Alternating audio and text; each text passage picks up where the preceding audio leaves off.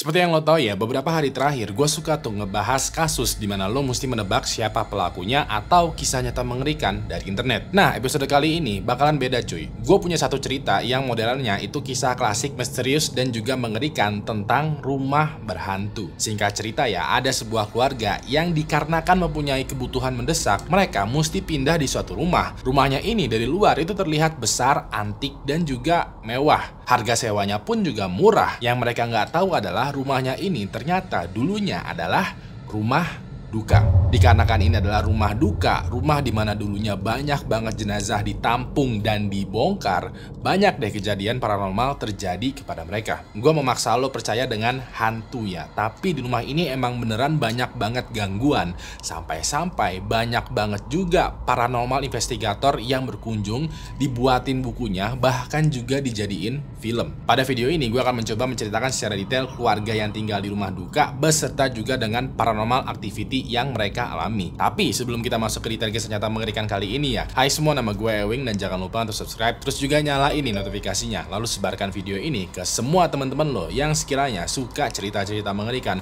berdasarkan kisah nyata. Kalau udah siap, langsung aja kita mulai kisah nyata mengerikan untuk episode kali ini. Pada tahun 1986, ada sebuah keluarga besar yang tinggal di New York, Amerika Serikat. Keluarganya ini terdiri dari seorang suami yang bernama Alan Snedeker, seorang istri yang bernama Carmen Reed, dan 3 orang anak laki-laki dan 1 orang anak perempuan. Diketahui ya, Alan dan Carmen dan keempat anaknya ini merupakan sebuah keluarga besar yang harmonis dan juga religius. Sayangnya mereka diuji dengan satu cobaan yang gak enak banget. Waktu itu di antara keempat anaknya Alan dan Carmen ada satu anak laki-laki yang berusia 13 tahun yang bernama Philip. Philip waktu itu didiagnosis mengidap penyakit Hodgkin disease yang merupakan salah satu jenis kanker yang menyerang sistem limfatik. Karena Philip menderita kanker ya, dia tumbuh besar menjadi seorang pemuda yang rentan dengan infeksi. Untuk mengobati atau melawan kanker ini, Alan dan Carmen mesti membawa Philip untuk terapi 2 kali seminggu di rumah sakit. Kebetulan ada nih satu rumah sakit yang bernama Rumah Sakit Yukon yang menyediakan terapi kobalt. Singkatnya, terapi kobalt itu adalah alat medis yang digunakan untuk mengobati kanker. Cuman tantangannya adalah rumah sakitnya ini terletak di kota Connecticut, Amerika Serikat, sedangkan mereka semua tinggal di kota New York, Amerika Serikat. Saat itu jarak yang mesti ditempuh oleh Alan dan Carmen untuk nganterin Philip sekali berangkatnya itu sekitaran 187 km. Sedikit gambarannya, 187 km kurang lebihnya itu adalah jarak perjalanan dari Jakarta Pusat menuju ke Cirebon. Ditambah lagi mereka mesti bolak-balik 187 km setidaknya 2 kali dalam seminggu. Selain perjalanan ini jauh dan juga melelahkan ya, mereka juga mesti berhenti dulu tuh di setiap kali ada rest area. Dikarenakan Philip ini tiba-tiba aja di mobil itu demam, pusing, mual, dan muntah karena efek dari pasca terapi. Alhasil sekalinya mereka pergi itu bisa memakan waktu 8 jam. Belum lagi begitu mereka sampai di rumah, Alan dan Carmen ini mesti beraktivitas lagi. Alan mesti fit tuh dan segar untuk kembali bekerja, sedangkan Carmen juga mesti bugar tuh untuk mengurus rumah tangga dan juga anak-anak yang lainnya. Nah, dirasa bolak-balik 187 km 2 kali seminggu ini dinilai tidak efektif ya. Carmen punya ide nih. Carmen waktu itu bilang ke Alan untuk menyewa rumah di kota Connecticut aja, yang lokasinya itu dekat dengan rumah sakit. Dengan ngontrak di rumah Connecticut, mereka nggak perlu lagi tuh bolak-balik seminggu 2 kali. Alan yang mendengar idenya Carmen awalnya agak ragu-ragu, karena ya mereka kalau pindah otomatis sekolah anak-anak mereka itu lainnya juga pada ikutan pindah. Alan pun juga mesti pindah kerja nih, dan kalau itu terjadi, dia mesti mengurus banyak perizinan dengan atasannya. Budget di keluarga mereka juga terbatas dan nggak bisa bernafas lega juga kalau mereka beneran pindah. Cuman setelah dipertimbangkan, didiskusikan, dan dihitung-hitung kembali, ternyata ya keputusan yang paling terbaik adalah ya beneran pindah. Harapan mereka adalah mereka menemukan rumah yang nyaman untuk ditinggali di kota Connecticut, Amerika Serikat. Cuman namanya juga hidup, terkadang tidak sejalan dengan apa yang kita harapkan. Pada tanggal 27 Juni tahun 1986, Carmen dan Philip lagi-lagi ya pergi ke Connecticut untuk terapi di rumah sakit. Pas Philip lagi terapi, Carmen ini minta izin keluar sebentar tuh untuk mencari rumah kosong di sekitaran rumah sakit. Pas lagi keliling, Carmen melihat tuh ada satu agen real estate yang sedang mematok tanda disewakan atau dijual di sebuah rumah. Carmen samperin tuh agen real estate ini dan dia nanya, kira-kira berapa ya Pak harga sewa rumahnya? Si agen menjawab, oh ibu kalau mau tahu harga sewa rumah ini, ibu mesti lihat dulu kondisinya. Ya udah deh, Carmen beserta dengan agen real estate ini masuk tuh ke rumah ini. Pas masuk ya, Carmen melihat bahwa rumahnya ini emang terlihat besar. Carmen dalam hatinya berpendapat, wah bisa nih ya satu rumah ini menampung gua, suami, dan juga 4 anak nih. Namun di satu sisi lain, dikarenakan ini adalah rumah tua, rumahnya tuh masih butuh renovasi gitu di beberapa sudut ruangan. Pas Carmen nanya budgetnya berapa nih ke agen real estate, ternyata ya harga sewa di rumahnya ini itu tuh lebih murah dibandingkan harga sewa pasaran. Carmen nanya lagi dong, kok harga sewanya nih bisa murah banget di bawah pasaran malah? Ini ada apa dengan rumah ini? Agen real estate pun bercerita tentang sejarah yang agak sedikit mengerikan di rumah ini. Pas itu ya Carmen tidak begitu mempedulikan sejarah dari rumah ini. Di pikirannya dia adalah, gue udah capek nih bolak-balik keluar kota dan gue butuh rumah murah untuk disewain. Dikarenakan Carmen emang lagi butuh banget rumah untuk disewa dan rumahnya ini juga budgetnya di bawah harga pasaran, dia pada akhirnya melakukan deal tuh dengan agen real estate.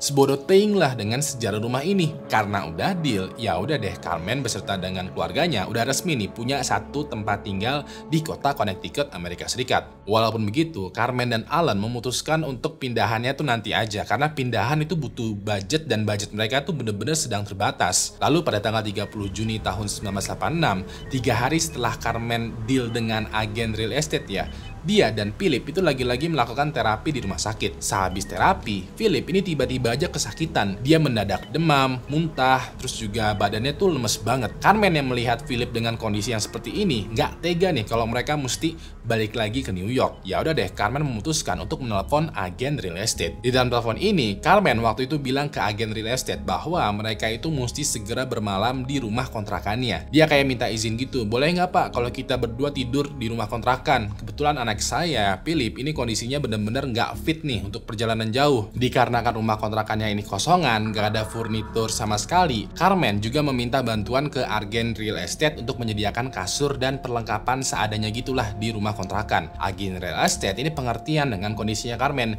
Dia pun menyediakan kasur lipat, selimut, makanan ringan, dan juga berbagai macam peralatan gitulah untuk Carmen dan juga Philip. Begitu Carmen dan Philip udah sampai dan settle di rumah kontrakan yang baru ini, agen real estate pun pamit dan meninggalkan Carmen dan Philip berdua aja. Malam hari pun tiba dan di luar itu hujan semakin lama semakin deras. Dikarenakan gak ada banyak hal yang Carmen dan Philip bisa lakukan ya udah deh pada malam itu mereka tidur-tiduran aja. Mereka berdua pada malam itu pun ketiduran beneran. Yang mereka nggak tahu adalah ternyata di basement di rumah ini ada sebuah pintu yang siapapun yang buka pintu ini dia bakalan dibuat merinding sejadi-jadinya.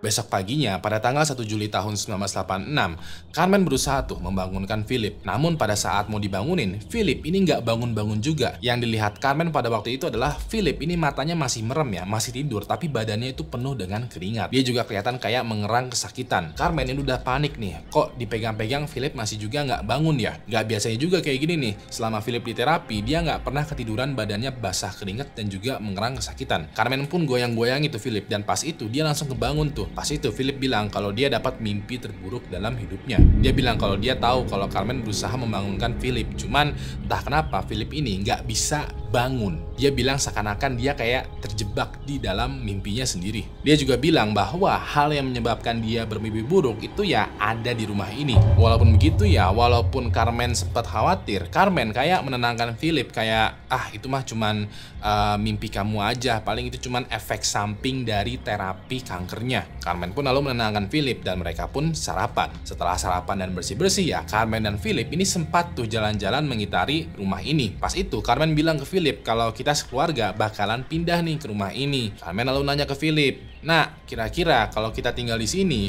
kamu pengen kamarnya di mana?" Surprise, surprise. Philip pengen kalau kamarnya dia itu di basement. Mungkin di pikiran lo ya, basementnya itu bentukannya kayak gelap, berdebu, pengap, dan tidak layak untuk dihuni. Well, enggak cuy, basement di rumah kontrakan yang baru ini terbilang layak tuh untuk ditempatin. Sedikit gambarannya, basementnya ini seperti kayak satu ruangan yang besar yang kurang lebih luasnya itu 4 x 4 meter. Dan di pojokannya itu ada kamar mandi, lemari, dan juga pintu kayu. Pintu kayunya ini tidak bisa dibuka karena mungkin terkunci mati atau kuncinya masih dipegang sama agen real estate. Basementnya juga ini terang, ventilasi udaranya juga cukup dan masih kosongan. Kalau basement basementnya ini diubah menjadi kamar ya bakalan jadi kamar yang luas. Di satu sisi lain, Carmen berpikiran, wah ini ide bagus nih kalau basementnya ini diubah menjadi kamarnya Philip, karena ya bisa jadi ruang kamar dan juga ruang bermain. Cuman di satu sisi lain, Carmen kayak khawatir, kayak masa iya anak gua tidur di basement? Selain itu juga, Carmen kayak udah tahu nih alasan Philip memilih basement. Menurut dugaannya Carmen, Philip memilih basement sebagai kamarnya karena Philip ini terbilang minder. Mindernya ini muncul akibat penyakit kankernya. Diketahui ya, penyakit kankernya ini ngebuat dirinya menjadi lemah dan juga sering muntah-muntah. Gara-gara sering muntah, Philip jadi merasa nggak enakan gitu sama temennya, sekeluarga besarnya, dan juga saudara kandungnya sendiri. Carmen menawarkan opsi lain tuh untuk Philip ya, untuk tinggal di kamar yang lain aja. Cuman Philip minta kalau kamarnya itu kayak kekeh lah, pokoknya Philip mau kamarnya di basement. Well, kalau anaknya ini udah yakin ya, Carmen ya mau nggak mau setuju aja deh. Setelah diskusi ya, mereka berdua itu pulang tuh ke rumah mereka yang ada di New York, Amerika Serikat. Minggu depannya, sekitaran tanggal 8 Juli tahun 1986, keluarganya Alan mulai pindahan tuh. Selain keluarganya Alan, ternyata ya dua keponakannya Carmen yang udah remaja ini ikutan pindah juga, ikutan tinggal dengan keluarganya Alan. Dua orang remaja ini bernama Kelly dan Trish. Nah, pada saat mereka sampai, Stephen, anak paling kecil dari Alan dan Carmen ini kayak berdiri diam gitu di depan rumah sambil memegang bonekanya. Alan yang melihat Stephen itu kayak bilang, "Dek, ayo masuk rumah kita yang baru nih." Pas itu Stephen kayak bengong dan geleng-geleng kepala. Dia kayak nggak mau diajak masuk ke rumah sama si Alan. Pas itu Alan nanya dong kayak, "Dek, kenapa kamu nggak mau masuk?" Stephen ini dengan sikat bilang bahwa dia nggak suka rumah yang ini, kayak ada orang jahat di dalamnya. Alan ini rada bingung ya, karena ya orang-orang yang ada di dalam rumah ini semua pada keluarganya semua, nggak ada tuh orang jahat. Alan pun berusaha tuh menenangkan Stephen dan bilang bahwa ya normal kalau dia merasa takut untuk masuk ke rumah yang baru. Namanya juga anak kecil. Alan bilang bahwa mereka tinggal di rumah ini itu sementara doang kok, sampai Philip ini udah sembuh aja. Ya udah deh, Stephen pun masuk tuh bareng dengan Alan. Setelah semuanya udah masuk dan mulai unpacking ya, pada malam harinya seluruh keluarganya ini itu pada tidur semua tuh di kamarnya masing-masing. Pas itu seperti yang udah gue ceritain tadi, Philip ini tidur di kamar basement. Entah kenapa ya, pada malam itu Philip ini nggak bisa tidur. Dia bolak-balikin badannya mencari posisi yang pewek, cuman tetap aja nggak bisa tidur. Entah ini karena rumah baru atau efek dari pasca terapi, Philip ini kayak nggak ngantuk. Pas lagi bolak-balikin badan, Philip mendengar kayak ada suara dari barang yang jatuh. Dia pun nengok dan dia notice bahwa suara ini bersumber dari balik pintu yang ada di basement. Philip pun terbangun dan ketika itu dia berpikir, kayaknya pintu ini doang deh yang dari kemarin-kemarin belum dijelajahin. Dia coba pegang tuh gagang pintunya. Pas dia pegang, tanpa alasan yang jelas, gagangnya ini itu tuh panas banget. Panasnya itu kayak besi yang dipanaskan. Philip kaget dan lari dong ke kamar ibunya, Carmen, untuk laporan. Carmen pun terbangun dan pas dia lihat tangannya si Philip, Carmen ini bingung kayak nanya, kayak, "Kok kamu tangannya luka gini? Kayak kamu habis megang panci atau gimana? Kok bengkak melempuh begitu?" Philip bilang kalau dia cuma megang pintu doang dan jadinya begini. Dikarenakan itu kondisi darurat ya, pada malam itu Philip dibawa tuh ke rumah sakit untuk diobati tangannya. Setelah diobatin, Philip ini tidur bareng dengan Carmen dan juga Alan pada malam itu. Besok harinya, keluarganya semuanya tuh beraktivitas seperti normal. Nah, pas hari itu, Philip dan Stephen ini lagi main-main tuh di bawah di basement di kamarnya Philip. Pas lagi asik bermain, Stephen notice dengan pintu kayu besar yang ada di kamarnya Philip. Philip bilang kalau pintu ini tuh nggak bisa dibuka dan kalau dipegang itu gagangnya panas banget lah. Cuman namanya juga anak kecil ya, kepo tuh. Stephen ini berjalan ke pintu dan dia pegang gagang pintunya. Dan surprise, Stephen bisa dong ngebuka pintu ini. Bahkan juga gagangnya itu entah kenapa tidak terasa panas di tangannya Stephen. Philip ini rada bingung, kok bisa? Perasaan terakhir kali dicoba itu gagangnya panas dan nggak kebuka pintunya. Cuman karena dia juga jadi ikutan kepo ya, mereka tengok deh tuh sekiranya isi dari ruangan ini. Begitu mereka masuk, mereka melihat kayak ada tempat tidur rumah sakit, keranda, dan juga meja di permukaannya itu yang banyak banget peralatan operasi. Di pinggir ruangan, mereka melihat kayak ada botol-botol berisi cairan dan label yang menggunakan bahasa yang rada-rada aneh. Selain itu juga, mereka menemukan meja kerja yang di atasnya terdapat beberapa foto mayat dan juga tag yang biasa digunakan di kaki jenazah. Selanjutnya, di lemari yang ada raknya, mereka menemukan barang-barang seperti pakaian yang kumuh, kain putih, dan juga celemek yang biasa digunakan oleh dokter bedah. Sementara itu di lantai atas, Alan ini lagi nyariin Philip nih. Dia pengen pamitan dengan Philip karena Alan mesti balik lagi ke New York ngurus kerjaan. Pas Alan ke basement dan melihat pintu ini, dia masuk dong dan melihat Philip dan Stephen itu lagi terpesona di dalam kamar misterius ini. Pas Alan masuk, dia perhatikan tuh seluruh ruangan ini dan dalam sekilas aja Alan ini udah paham bahwa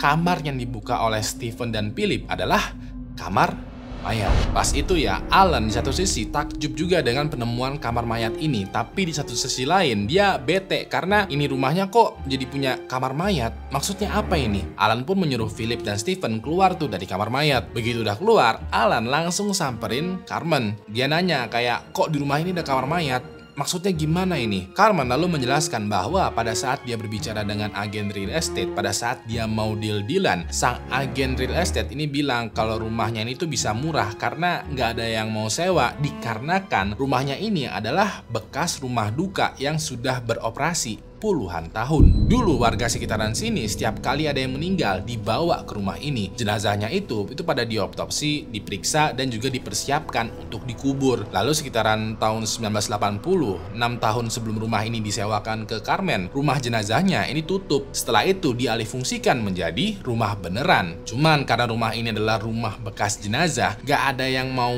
beli ataupun sewa selama bertahun-tahun. Sampai Carmen datang dan berminat untuk menyewa. Nah, pas itu Carmen pada awalnya ragu-ragu untuk menyewa rumah ini sebenarnya. Cuman karena budgetnya terbatas dan mereka lagi butuh banget, ya udah deh mau nggak mau dia sewa aja rumah ini. Yang Carmen nggak tahu adalah ternyata bekas-bekas alat untuk membedah jenazah itu masih tersimpan di dalam satu ruangan di basement. Alan ini agak kecewa ya dengan keputusannya Carmen. Alan tadinya ingin meminta keluarganya untuk pindah lagi. Cuman dikarenakan budgetnya mereka udah habis untuk sewa rumah dan juga pindahan, jadinya ya mau nggak mau Alan terima aja lah. Di satu sisi lain, Alan dan Carmen ini terbilang sekali lagi ya religius dan logis orangnya. Ya udahlah kalau rumah yang mereka tinggalin ini bekas rumah duka dan ada kamar mayatnya. Kalaupun ada gangguan, pastinya ya bisa dijelaskan secara masuk akal. Walaupun dan Carmen kayak pasrah menerima situasi, Philip, Stephen dan anak-anaknya yang masih kecil lainnya itu kepo tuh, kayak butuh penjelasan mengenai kamar yang ada di basement. Alan dan Carmen kayak memberikan penjelasan sederhana bahwa kamar yang baru aja mereka temuin, yang mereka lihat adalah kamar di mana dulunya orang sakit itu disembuhkan. Alan dan Carmen kayak berbohong sedikit gitulah ya kepada anak-anak yang masih kecil karena kemampuan berpikir mereka itu kan masih terbatas. Kalau mereka menjelaskan kamar mayat, anak-anak kecil ini tuh kayak masih nggak paham lah tentang konsep kamar mayat, otopsi, pengawesan jenazah, pemakaman dan lain sebagainya. Jadinya penjelasan yang paling simple adalah ya kamarnya ini adalah kamar di mana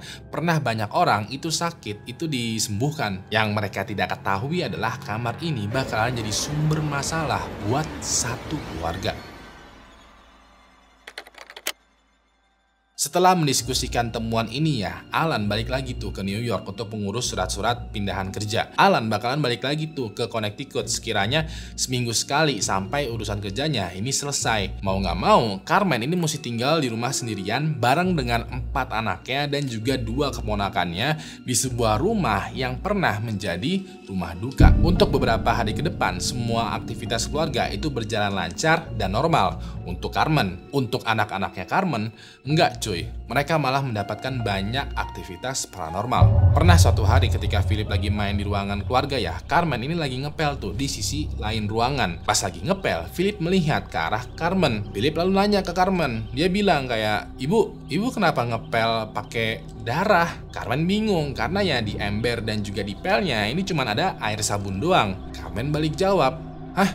Enggak kok, ini air sabun. Philip balik ngotot dan berteriak, enggak, ibu ngepel dengan darah, begitu terus berulang-ulang. Melihat Philip bertingkah aneh ya, Carmen langsung memeluk Philip dan menenangkan dia. Pas itu ya, Carmen berpikiran bahwa Philip ini mungkin berhalusinasi akibat efek terapi atau efek obatnya. Begitu udah tenang, Philip melihat lagi tuh ke arah pel dan juga embernya. Dan ternyata emang bener, isinya adalah air sabun. Selain itu, pernah suatu malam ketika Philip lagi tiduran di basement sendirian ya, dia melihat kayak ada orang yang keluar dari kamar mayat. Philip tidak bisa melihat jelas orang ini tuh siapa karena dia tidur dengan lampu dimatikan. Namun Philip yakin karena dia bisa melihat ada siluet orang gitu membuka pintu kamar mayat, keluar, berjalan menuju tangga dan jalan menuju atas. Besok paginya Philip cerita tuh ke Carmen. Carmen periksa tuh kamar mayatnya dan yang nggak ada siapa-siapa di sana. Nggak ada jejak-jejak kehidupan di kamar mayat ini. Carmen pun mengunci kamar mayat ini dan dia pegang sendiri kuncinya. Carmen kayak memastikan bahwa nggak akan ada lagi orang yang bisa masuk ataupun keluar dari kamar mayat kepada Philip. Di satu sisi lain, Carmen juga membawa Philip ke dokter onkologi atau dokter mata. Carmen kayak meminta dokter untuk memastikan bahwa matanya Philip ini baik-baik aja, karena seperti yang kita tahu ya,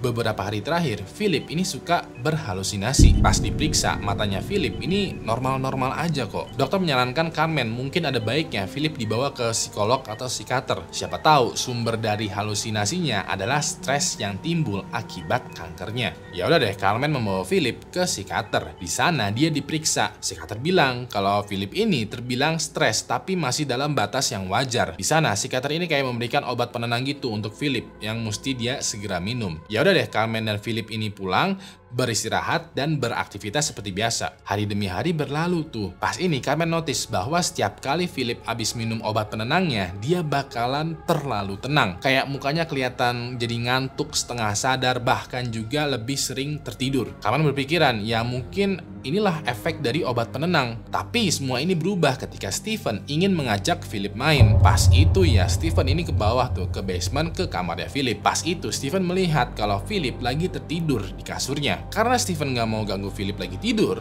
ya udah deh, dia balik badan dan mau naik lagi tuh ke ruang keluarga. Pas dia mau naik, tiba-tiba aja dari belakangnya Stephen itu ada Philip yang udah mencekik dia. Cekikannya itu bukan cekikan yang begini ya, tapi cekikannya tuh menggunakan lengan. Seakan-akan kayak serius mencekik atau bahkan ingin mematahkan lehernya Stephen. Pas Stephen tahu dia lagi tercekik, dia sempat berteriak dan juga berusaha melawan. Carmen yang notice dengan suara teriakannya Stephen itu langsung bergegas turun ke bawah ke kamarnya Philip. Pas itu dia melihat bahwa Stephen ini lagi dicekik dari belakang oleh Philip. Tapi Philipnya itu masih dalam keadaan merem, masih dalam keadaan tidur. Tanpa berpikir lama ya, Carmen langsung berusaha tuh memisahkan Philip dan Stephen. Namun Carmen agak sedikit kesulitan karena ternyata ya tenaganya Philip ini besar banget. Kayak bukan tenaga dari anak kecil yang masih berusia 13 tahunan. Carmen paksa lagi tuh untuk membuka cekikannya Philip. Sampai akhirnya cekikannya ini terbuka dan Philip itu kayak terhempas dan terlempar. Begitu Philip terpental ya, Philip ini langsung bangun.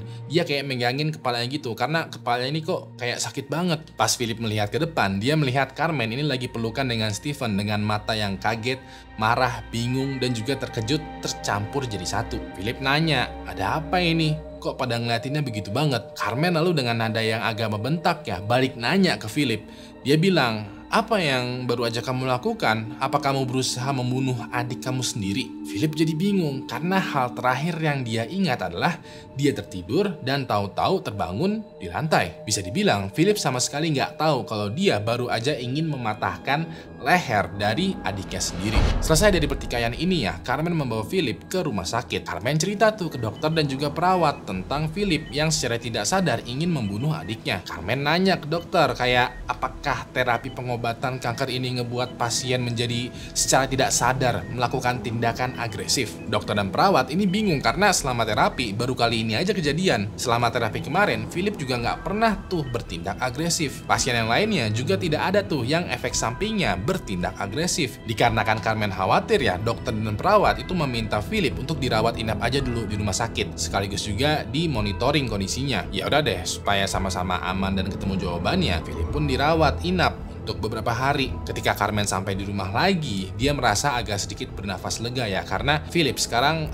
dirawat di rumah sakit, ditemanin juga oleh dokter dan juga diawasin juga oleh suster. Kalaupun kenapa-napa, Carmen yakin bahwa Philip bakalan baik-baik aja karena ada dokter dan suster yang cepat bakalan menanggulanginya. Carmen juga merasa agak lebih tenang karena kebanyakan keanehan yang terjadi di rumah ini berdasarkan pengalaman ya dimulainya tuh dari Philip. Kalau Philip di rumah sakit, besar kemungkinan gak bakalan ada hal aneh yang terjadi nih. Well, ternyata dugaannya Carmen ini salah. Carmen berpikiran bahwa aktivitas paranormal yang terjadi kepada Philip ya itu cuman kejadian doang sama Philip. Secara besar kemungkinan Philip ini punya halusinasi akibat terapi kanker atau juga obat yang dia minum. Carmen berpikiran seperti ini sampai dia sendiri yang mengalami. Jadi pernah pada suatu sore Carmen menyiapkan makanan nih untuk anak-anaknya. Carmen di dapur tuh lagi sibuk tuh masak sop, ayam, dan juga lauk pauk lainnya. Begitu makanan yang udah jadi ya, Carmen pergi nih ke meja makan untuk menyiapkan piring. Begitu piringnya udah udah siap, dia balik lagi ke dapur. Pas dia lagi menaruh makanannya di piring saji, dia mendengar kayak ada suara perabotan yang jatuh. Dan sumbernya itu dari ruang makanan. Suaranya tuh kayak suara sendok, garpu, atau gelas plastik yang jatuh kayak klontang-klontang gitulah. Carmen pun balik badan dan balik lagi tuh ke meja makan. Dia punya firasat kalau Stephen mungkin itu menjatuhkan piring atau gelas plastik. Pas dia sampai di meja makan, dia melihat segala macam piring, gelas, garpu, sendok yang baru aja dia siapkan tadi, ini malah tertumpuk rapih di tengah meja makan. Carmen ini bingung ya, kok meja makannya mendadak rapih dalam hitungan detik lagi. Perasaan tadi udah gua tata deh, perasaan tadi udah gua siapkan deh. Pas ini ya Carmen berpikiran, mungkin gue kecapean kali ya, mungkin gue deja vu nih. Secara Carmen ini kan emang setiap harinya dia tuh nyiapin meja makan dan juga makanan, jadinya mungkin ingatannya agak sedikit kacau. Ya udah deh, Carmen siapin lagi tuh piring, gelas, garpu, sendok di meja makan. Begitu udah selesai, dia bergegas ke dapur. Pas sampai dapur, dia mencium bau yang gak enak. Dapurnya yang tadinya wangi dengan bau masakan, tahu-tahu mendadak diisi dengan bau busuk yang semerbak. Pas dia cari sumber baunya ini dari mana, ternyata baunya ini bersumber dari makanan yang baru aja tadi dia siapkan. Di piring sajinya itu kan kayak ada beberapa potong ayam yang baru aja dia masak dan sajikan. Somehow entah kenapa, entah bagaimana ceritanya, ayam yang baru aja dia sajikan di piringnya ini terlihatan busuk dan banyak banget lalatnya. Sopnya juga udah keruh dan baunya nggak enak, padahal itu masih di atas kompor dan di dalam panci. Carmen ini bingung. Masa iya gua masak makanan busuk? Atau masa iya makanan yang baru aja disajikan tahu-tahu mendadak busuk dalam hitungan menit? Kan nggak mungkin ya. Carmen yang pikirannya lagi mumet karena banyak kegiatan, mesti ngurus 4 orang anak plus 2 keponakan, mesti beresin rumah, mesti juga merawat Philip, mesti juga laporan ke Alan, terus juga lagi nggak punya duit dan lain sebagainya. Dia nggak mau ambil pusing lah. Dia nggak mau berpikiran bahwa ini adalah aktivitas paranormal. Dia dengan simple itu ngebuang makanannya lalu memesan delivery makanan untuk malam itu. Bisa dibilang Carmen masih denial, masih menolak bahwa ada yang aneh nih di rumah ini. Cuman enggak deh. Sampai pada suatu malam, Carmen dipaksa untuk percaya. Seperti yang gue ceritakan tadi ya, Alan itu kan bakalan datang ke rumah ke kontrakan ketika weekend, ketika libur kerja. Satu malam sebelum Alan tiba, Carmen ini lagi tiduran di kamarnya. Dia kayak excited gitu, karena besok suaminya datang nih, ada yang bantuin dia di rumah nih, ada orang dewasa nih yang nemenin dia. Carmen juga pada hari itu udah merasa kecapean, udah di titik stamina terakhir, karena untuk beberapa hari terakhir dia mesti ngurus rumah dan juga, anak-anak tuh banyak banget lah. Nah, walaupun Carmen ini udah capek, dikarenakan dia terlalu excited, dia jadi agak susah tidur tuh. Dia pun berguling-guling di kasur untuk mencari posisi yang PW. Pas lagi mau ketiduran, tiba-tiba aja salah satu keponakannya Carmen ini langsung masuk ke kamar. Yang masuk pada waktu itu adalah keponakannya Carmen yang bernama Kelly. Dia lari dengan perasaan panik dan juga ketakutan. Carmen ini nanya, "Ada apa Kelly? Kok kamu panik banget?" Kelly dengan perasaan takut ya menjawab, "Ada orang asing di kamarku." Carmen ini langsung bangun dong. Di pikirannya dia adalah, wah jangan-jangan ada maling nih. Carmen dan Kelly langsung jalan cepat tuh menuju ke kamarnya Kelly. Di sana pas mereka masuk ke kamarnya Kelly, yang mereka lihat adalah normal aja, nggak ada orang asing. Walaupun begitu, Kelly kekeh kalau tadi ada orang asing di kamarnya. Dia bilang kalau pas lagi tiduran, pas lagi selimutan, itu kayak ada tangan yang masuk ke dalam selimut dan meraba-raba kakinya. Dia pun panik dan lari menuju ke kamarnya Kelly. Carmen pun memeriksa tuh segala sudut kamarnya Kelly. Dia buka balik pintu, balik lemari, dan lain sebagainya. Hasilnya adalah mereka tidak menemukan siapapun bersembunyi di kamarnya Kelly. Pas ini ya, Carmen mulai berpikiran, siapapun yang mengganggu Philip, mungkin sekarang mengganggu Carmen dan juga Kelly. Nah, karena nggak ada yang bisa mereka usahakan ya udah deh, satu-satunya yang bisa mereka lakukan adalah berdoa. Waktu itu mereka melakukan pray by the bed. Buat yang belum tahu ya, mereka kayak bertekuk lutut gitu di samping kasur, mengepalkan kepalanya, menunduk, lalu mulai berdoa. Pas itu Carmen memimpin doa dan Kelly ini kayak ada di samping kanannya. Pas Kelly lagi menunduk, merem, dan berdoa, Kelly merasakan bahwa ada tangan gitu di sebelah bahu kanannya. Dia mengira kalau ini adalah tangannya Carmen. Sebelum Carmen selesai berdoa, sebelum dia mengucapkan amin, Carmen yang masih menunduk ini kayak membuka matanya. Pas itu dia baru sadar kalau tangannya Kelly itu juga lagi di kepal tuh. Sama halnya juga dengan Kelly. Dia yang masih menunduk, membuka mata, melirik tuh ke Kelly ke sebelahnya. Dia baru sadar juga kalau tangannya Kelly ini lagi di kepal. Nah, kalau tangan mereka berdua lagi sama-sama di kepal, Terus siapa dong yang sedang merangkul kedua bahu mereka? Pas mereka berdua baru sadar dengan keanehan ini ya, tahu-tahu di tengah mereka, di antara mereka itu muncul suara laki-laki yang bilang, "Amin." Mereka berdua langsung bangun dong, kaget. Pas itu juga mereka melihat ke belakang dan ternyata di belakangnya itu tidak ada siapa-siapa. Carmen langsung menarik tangannya Kelly ya. Mereka berdua langsung jalan cepat tuh menuju ke kamarnya Carmen. Pas itu mereka berdua langsung tidur sekasur bareng sambil juga selimutan karena baru kali ini doanya mereka itu diaminkan sama sesuatu yang bukan manusia. Mulai dari sinilah Carmen mulai percaya bahwa apa yang ada di rumah ini bener-bener mengganggu mereka. Besok hari pun tiba dan Alan akhirnya tiba tuh di rumah kontrakan. Pas itu ya seluruh anak-anak dan keponakannya ini menyambut kedatangan Alan dengan gembira karena mereka semua punya cerita menarik nih tentang rumah ini. Sama halnya juga dengan Carmen. Mereka semua ceritain tuh satu-satu kejadian paranormal aktivitas yang mereka dapatkan selama tinggal di rumah bekas rumah duka ini. Ketika semuanya udah selesai bercerita, Steven kayak menyarankan bahwa kita mesti pindah nih dari rumah ini. Cuman ya seperti yang udah gue bilang tadi, budgetnya Alan dan Carmen ini udah mepet banget. Mereka nggak mampu untuk pindahan ataupun juga sewa rumah lagi. Mau nggak mau, hal yang bisa mereka lakukan adalah berdoa bersama. Kebetulan hari itu kan hari Sabtu ya. Mereka semua keluarga dan juga Philip ini ya pada ke gereja lah untuk berdoa beribadah. Pas di gereja, Alan menyempatkan diri tuh untuk ngobrol dengan pastor. Alan kayak nanya-nanya gitu, kira-kira di gereja ini ada jasa untuk mensucikan rumah nggak ya? Ada semacam eksorsis atau rukyah gitu nggak ya? Sayangnya di gereja tersebut itu tidak menyediakan fasilitas seperti itu. Bisa dibilang juga pada tahun 1980-an fenomena seperti paranormal activity itu kayak tabu gitu untuk dibicarakan. Pastor ini bilang bahwa ya mereka percaya dengan makhluk gaib, cuman mereka lebih memilih untuk mengabaikan makhluk gaib. Kalaupun ada gangguan dari makhluk gaib di rumah, satu-satunya yang bisa dilakukan adalah berdoa dan berusaha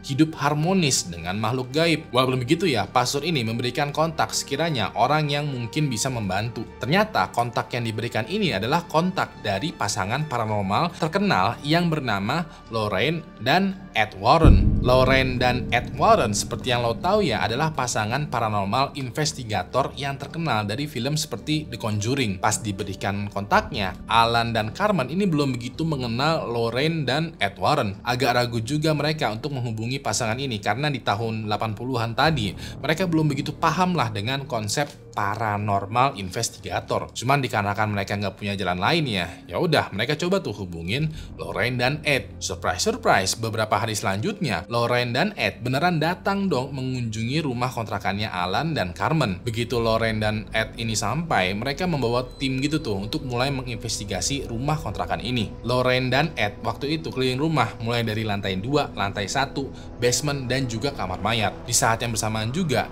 Alan dan Carmen itu membagikan kisah hidup mereka mengenai paranormal activity yang mereka dapatkan ketika tinggal di rumah bekas rumah duka ini. Nah, untuk memperdalam proses investigasi, Lorraine dan Ed izin tinggal bareng dengan keluarga Alan dan Carmen. Nggak tanggung-tanggung dong, Lorraine dan Ed ini tinggal di rumah bekas rumah duka bareng dengan Alan dan Carmen sekeluarga ya selama 3 bulan ke depan. Selama 3 bulan ke depan, Lorraine dan Ed selain melakukan investigasi, mereka juga melakukan pembersihan eksorsis atau rukyah di rumah ini. Lalu setelah 3 bulan berlalu, Lorraine dan Ed bercerita bahwa rumah bekas duka yang ada di Connecticut itu dulunya emang benar adalah rumah duka. Nah, pada saat masih menjadi rumah duka, Lorraine dan Ed bilang kalau di basementnya atau juga di kamar mayatnya itu sering terjadi pelecehan seksual terhadap jenazah. Selain itu juga, mereka mendapatkan cerita bahwa sering terjadi praktek penjualan organ ilegal yang dilakukan oleh orang yang pernah bekerja di rumah duka ini. Karena jenazahnya nggak ikhlas kalau organnya diambil atau jenazahnya ini dilecehkan, makanya mereka menghantui rumah duka ini. Alan dan Carmen yang mendengar cerita dari Lorraine dan Ed ini kayak percaya nggak percaya, kayak,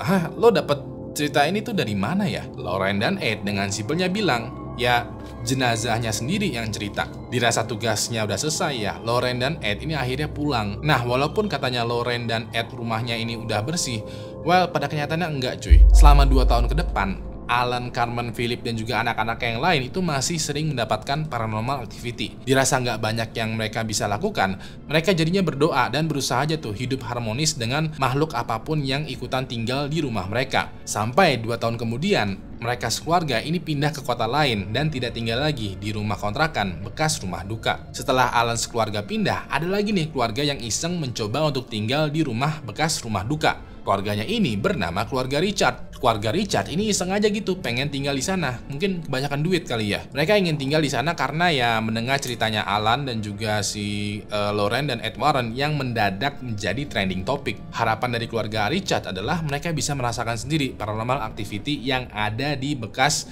rumah duka ini. Namun sayangnya ekspektasinya mereka itu tidak tercapai. Keluarganya Richard sama sekali tidak mendapatkan paranormal activity apapun. Dia bahkan berkomentar di media bahwa walaupun rumah ini bekas rumah duka, rumahnya ini sebenarnya hangat dan berada di lingkungan yang baik. Tidak ada tuh gangguan dari makhluk apapun di rumah ini. Richard bahkan pernah iseng nyoba tidur di kamar bekas kamar mayat dan ya udah begitu aja. Setelah masa kontrak keluarganya Richard habis, rumahnya ini dikontrakan dan dipasarkan kembali. Lalu dari info terakhir yang gue dapatkan ya, pada tanggal 22 Maret tahun 2009 ada sebuah artikel yang menceritakan rumah bekas rumah duka di Connecticut. Dalam artikelnya ini bilang bahwa rumahnya ini sekarang dimiliki oleh seorang ibu-ibu bernama Susan Trota Smith. Susan bercerita bahwa rumahnya ini biasa aja ya, cuman ya emang punya sejarah mengerikan. Walaupun begitu, dia tidak mendapati gangguan berupa paranormal activity. Satu-satunya gangguan yang dia dapatkan adalah sering ada orang yang jalan-jalan depan rumahnya sambil juga foto-foto rumahnya si Susan ini tanpa seizin Susan. Terus juga terkadang ada orang-orang atau turis lokal yang dengan kasar mengetok-ngetok pintu rumah dan bilang kayak, "Wey,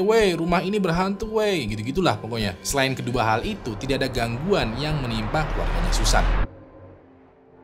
So, itu tadi adalah cerita tentang keluarga yang tinggal di rumah bekas rumah duka. Gue mau berterima kasih banget nih buat lo semua yang udah nonton video ini dari awal sampai habis, terutama juga kepada member dari Anti Halu Halu Club. Yang mau ikutan join membership Anti Halu Halu Club, klik aja tombol join di bawah atau link yang ada di deskripsi. Kalau sekiranya lo masih butuh asupan video horor, lo bisa kunjungin video di sebelah kanan ini, karena di sana gue ngebahas kasus mengerikan tentang bahaya dari game yang bertema kekerasan. Terakhir, nama gue Ewing dan sampai jumpa lagi di kasus mengerikan selanjutnya. Good night.